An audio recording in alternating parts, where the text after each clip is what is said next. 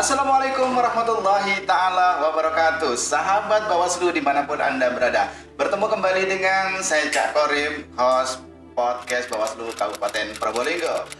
Pada kesempatan ini kita akan mengetengahkan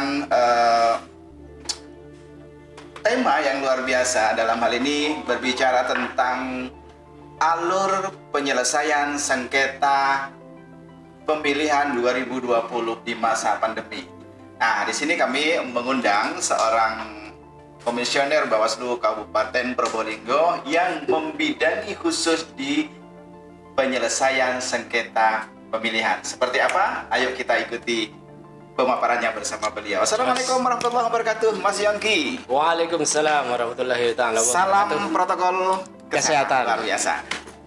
Pada kali ini kita akan bincang-bincang terkait dengan bagaimana alur penyelesaian sengketa proses pemilihan 2020 di masa pandemi. Karena berbeda penyelesaian sengketa antara pemilihan sebelumnya. Pandemi COVID-19 adalah merupakan sebuah wabah yang sudah mendunia. Nah, bagaimana penyelesaian sengketa proses di masa pandemi ini bisa diselesaikan?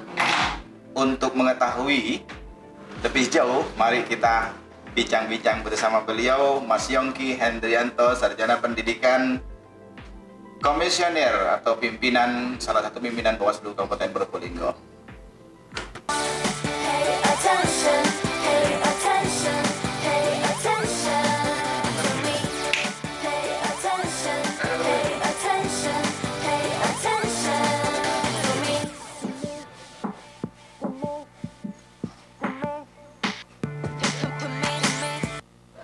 Mas Yongki, apa kabar ya? Alhamdulillah, Ya, baik. Alhamdulillah, luar biasa. Cak Yongki ini adalah merupakan komisioner salah satu yang muda ya. Di antara yang muda, yang paling muda itu tadi Mas Rifto Libat ya. Ini Mas Yongki. Beliau adalah seorang, sebelumnya itu adalah seorang pengusaha. Bisa nyangking di Bawaslu Kabupaten Probolinggo, sukses luar biasa ini. Mas Yongki, langsung saja tentang alur penyelesaian sengketa proses pemilihan di masa pandemi, Mas Yongki. Gimana, Mas Yongki? Kalau alur penyelesaian sengketa untuk pemilihan 2020 di masa pandemi ini, kita tidak luput ya dari menjalankan protokol kesehatan, itu yang paling utama.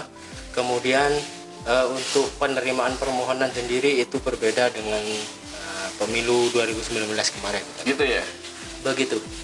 Seperti apa ya? Kan kalau pemilu pemilihan 2017-18 kemarin ya seperti itulah alurnya. Tetapi ketika masa pandemi ini seperti apa, Mas?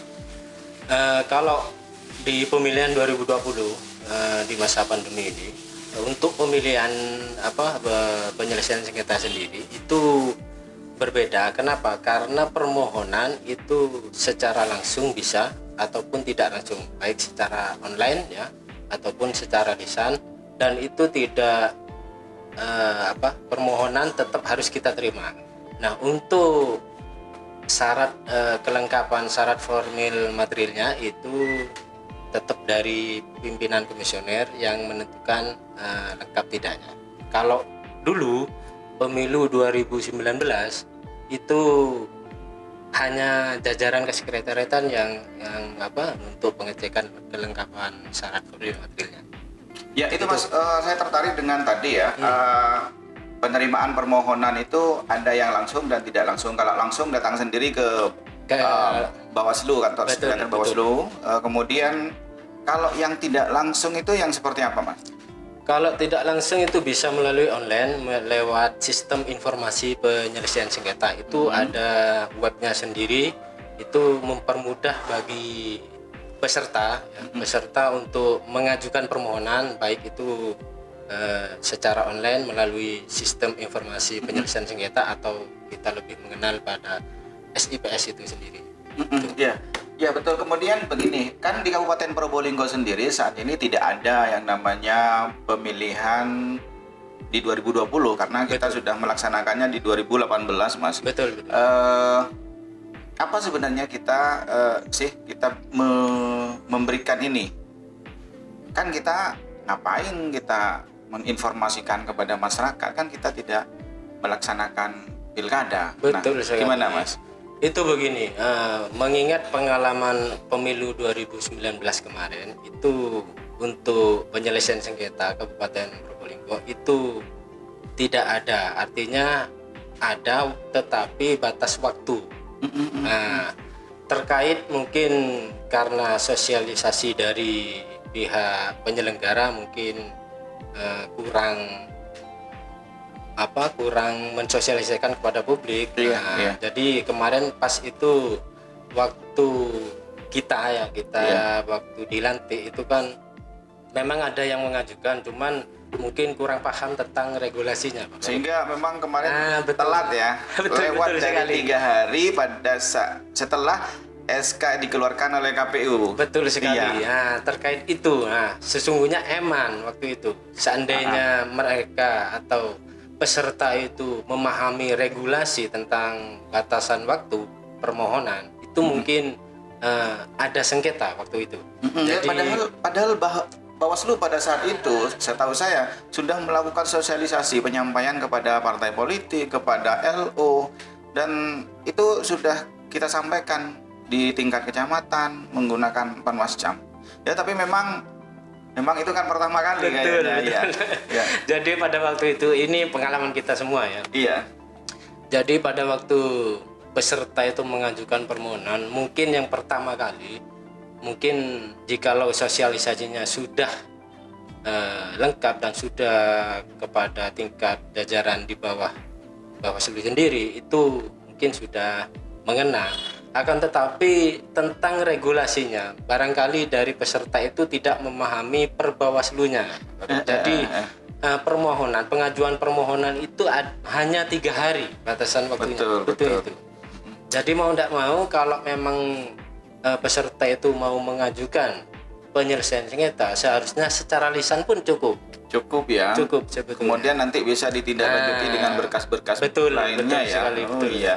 Itu kenapa kemudian sahabat Bawaslu, koordinator divisi penyelesaian sengketa yang dikomandani oleh Mas Yongki ini membuat sebuah video, di mana video itu yang menceritakan tentang alur bagaimana kita melakukan permohonan penyelesaian sengketa, termasuk sampai proses musyawarah tertutup dan terbukanya itu sampai selesai. Luar biasa. Oleh karena itu teman-teman sahabat Bawaslu bisa dilihat di channel Bawaslu Probolinggo di situ sudah ada. Terkait dengan video yang dibuat oleh Mas Yongki dan tim ya, tentang alur penyelesaian sengketa proses pemilihan 2020 itu luar biasa, Mas. Gimana kok bisa sampai terjadi video itu, Mas? Begini ceritanya ya. Memang di anggaran Bawaslu itu banyak sekali terjadi pengurangan karena masa pandemi ini. Akan tetapi tidak mengurangi esensi dari kegiatan kita. Tidak mengurangi kinerja kita ya. Betul sekali. Karena itu pun juga pembinaan dini kepada jajaran sekretariatan di Bawaslu itu sendiri, agar nantinya ke depan untuk pemilu kalau nggak salah itu 2023 ya. Iya, kalau tidak mundur ke 2024. Betul sekali. Nah, jadi kita punya persiapan. Nah, itu ya poin-poin yang saya tangkap kemarin dari video simulasi alur penyelesaian sengketa itu. Walaupun toh di sini pilkada sendiri itu tidak ada. Jadi kita memulai lebih dini agar kita itu nantinya ke depan itu lebih siap. Dan itu juga bisa menjadi sumber referensi bagi teman-teman Bawaslu Kabupaten Kota yang saat ini sedang melaksanakan pengawasan pilkada. Jadi barangkali cocok lah ini untuk dijadikan sebagai salah satu referensi. Mas Yongki, luar biasa. Terima kasih bincang-bincang kali ini, sangat berkualitas, bermanfaat, singkat tapi padat, berbicara tentang alur penanganan penyelesaian sengketa proses pemilihan 2020 di masa pandemi ini. Sudah dikupas tuntas. Seandainya Anda belum puas dengan apa yang kita bicarakan ini, maka Anda bisa